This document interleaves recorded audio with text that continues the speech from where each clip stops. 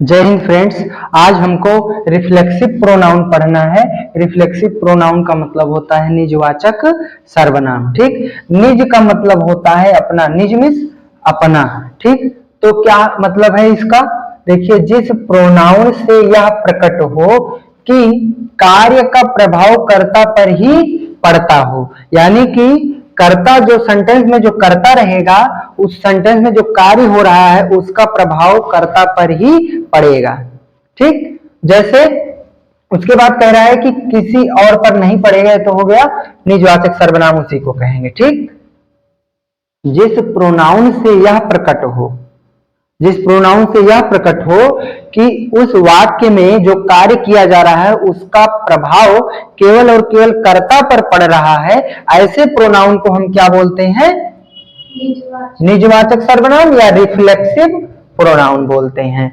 यह अधिकतर personal pronoun में सेल्फ या सेल्फ्स लगाकर बनाया जाता है। जैसे हिम क्या है? हिम पर्सनल प्रोनाउन है, बताए थे। ही, हिम, हिज, सी, हर बताए थे ना। आई, मी, माई, ये सब पर्सनल प्रोनाउन है। तो हिम क्या है? पर्सनल प्रोनाउन है, इसमें सेल्फ लगा दिया तो कौन सा प्रोनाउन हो गया? रिफ्लेक्सिव प्रोनाउन हो गया। इसमें सेल्फ लगा दिया हर में तो कौन सा प्रोनाउन हो गया? रिफ्लेक्सिव। सेल्फ लगा दिया तो रिफ्लेक्सिव प्रोनाउन हो गया। यानी कि किसी भी पर्सनल प्रोनाउन में जो है क्या लगा देते हैं हम? सेल्फ या सेल्फ्स लगा देते हैं, तो क्या कौन सा प्रोनाउन बन जाता है? रिफ्लेक्सिव या निजवाचक सर्वनाम बन जाता है। ठीक, जिसका प्रभाव कर्ता पर ही पड़े।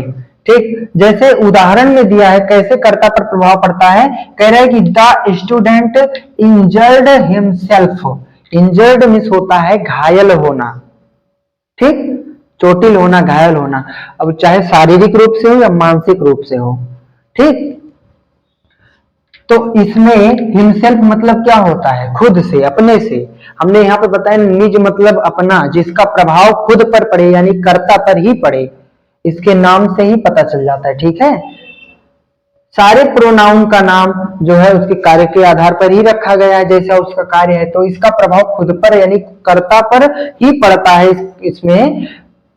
तो ऐसे प्रोनाउन को हम निजवाचक प्रोनाउन कहते हैं। जैसे इसमें कह रहा है कि वह खुद से चोटिल है, खुद से घायल है, तो उसका प्रभाव किस पर पड़ रहा है?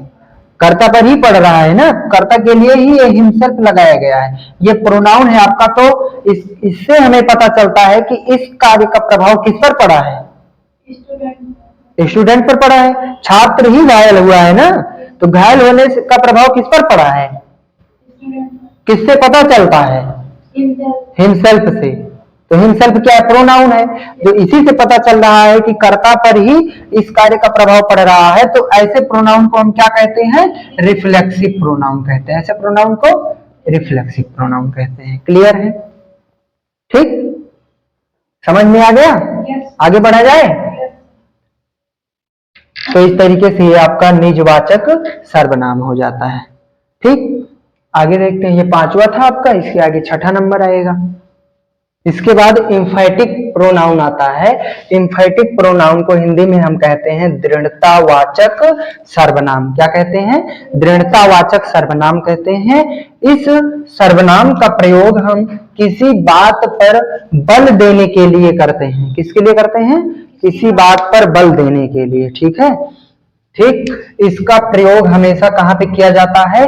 सब्जेक्ट के तुरंत बाद किया जाएगा। ठीक, जैसे उदाहरण में दिया है यू योर सेल्फ। यही योर सेल्फ क्या है? दृढ़तावाचक सर्वनाम है। उसमें भी देखे थे, इसके पहले वाले में आप देखे थे निजवाचक में, my self, her self, your self, है ना। तो वर्ड वही आ रहा है, लेकिन कैसे चेंजिंग होगा इसके बाद अभी हम दोनों में डिफरेंस बता देंगे, अंतर बता देंगे। ठीक, तो your self will do it. तुम इसको अपने आप ही करोगे। बल दिया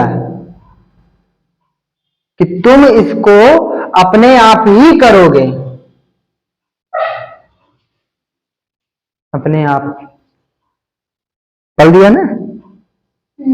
एक हो गया, तुम कह दे कि इसको तुम करोगे, और इसको कह दे कि तुम इसको अपने आप ही करोगे। खुद करना है, किसी से नहीं करवाना है। बल दे रहा है कि इसको आपको खुद ही करना है। दूसरे के ऊपर डिपेंड नहीं रहना है। ठीक, तो ये प्रोनाउन क्या कहलाएगा? एम्फैटिक प्रोनाउन, एम्फैटिक प्रोनाउन कहलाएगा।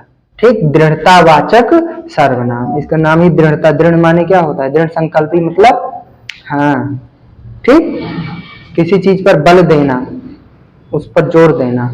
ठीक है, बल देना मतलब ढकेल देना है। ठीक, हाँ, दबाव बनाना कि इसको तुम्हें करना ही होगा। जैसे दौड़े दौड़े गए अपने चाचा, कहे चाचा चाचा हमारी कॉपी लिख दो।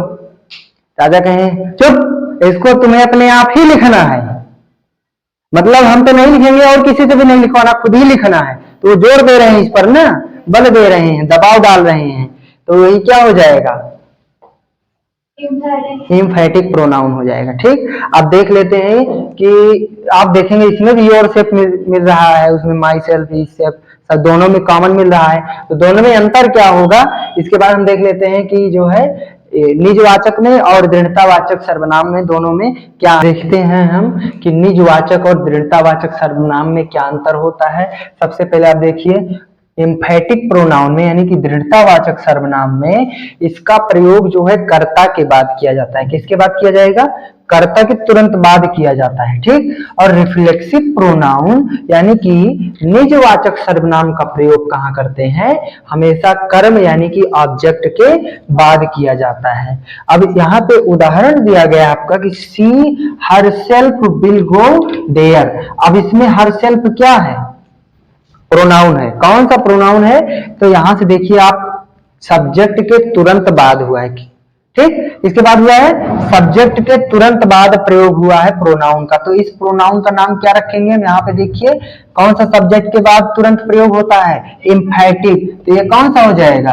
एम्फैटिक प्रोनाउन हो जाएगा। राइट, कौन सा प्रोनाउन हो जाएगा? एम्फैटिक प्रोनाउन हो जाएगा। दूसरे में आप देखिए लिखा है कि you should do your work your self. अब देखो यहाँ पे ये प्रोनाउन है, योर सेल्फ दिया गया, ये प्रोनाउन है, लेकिन कौन सा प्रोनाउन है? सब्जेक्ट के बाद कोई प्रोनाउन यहाँ पे देखो आप यूज नहीं हुआ है, बल्कि ऑब्जेक्ट के बाद में, ऑब्जेक्ट के बाद में यूज हुआ है। तो ऑब्जेक्ट के बाद कौन से प्रोनाउन का प्रयोग किया जाता है? रिफ्लेक्सिव का प्रयोग। कौन सा प्रोनाउन हो जाएगा? रिफ्लेक्सिव हो जाएगा। समझ में आया? ठीक, देखो जो एम्फैटिक प्रोनाउन होता है यानी कि दृढ़तावाचक प्रोनाउन होता है, उसको हम हमेशा सब्जेक्ट के बाद प्रयोग करते हैं। यानी कि जो प्रोनाउन आपको सब्जेक्ट के बाद लिखा हुआ मिले, उसको समझ लेना कौन सा प्रोनाउन है? दृढ़तावाचक है। ठीक, ये दिया ना दृढ़तावाचक। और जो प्रोनाउन ऑब्जेक्ट के बाद लिखा रहे यानी कर्म के बाद लिखा रहे, सब्जेक्ट के तुरंत बाद ना हो, तो ऐसे प्रोनाउन को हम क्या बोलते हैं? रिफ्लेक्सिव यानी कि निजवाचक सर्वनाम, अपने लिए प्रयोग करना। और इस पर बल दिया गया है कि तुम वहां खुद जाओगी। समझ में आया? तुम नहीं, यहाँ पे सी लिखा है ना, वह होगा, वह वहां खुद जाएगी, स्वयं जाएगी, है ना, हर सेल्फ लिखा है ना। ठीक, और यहाँ पे ये आपका कर्म के बाद दिया गया है, तो ये हो जाएगा रिफ्लेक्सिव यानी कि निजवाचक सर्वनाम। क्लियर है? अब यहां तक आज रहने देते हैं। ठीक, 2 बच रहे हैं। ठीक, उसको हम नेक्स्ट डे कर लेंगे। मिलते हैं नेक्स्ट वीडियो में, तब तक के लिए जय हिंद।